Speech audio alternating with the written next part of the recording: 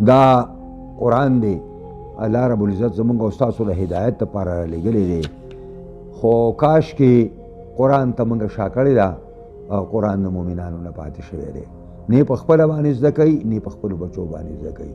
دا افسوس خبره ده.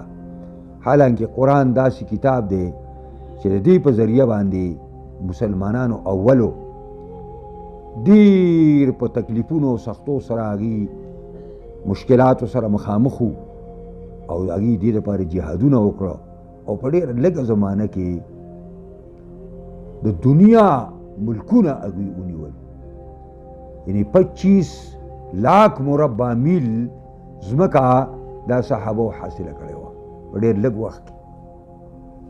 د کسرا ماڼۍ نړولې وې او د قیصر روم بنګلې راغورځولې وې. یو موټی خلک وو چې په اسلام باندې ولاړو، په دین باندې ولاړو، دنیا یې مسخره کړه دنیا او دنیا یې تابع کړه او خلک ورته حیران وو. موږ نن دونه یو چې د شمار نه وتو، نن مسلمان د اربونو په انداز باندې نه پیغام چې څه کم 2 اربه به موږ یو 2 اربه لیکن خس خشاک یو موږ خس خشاک.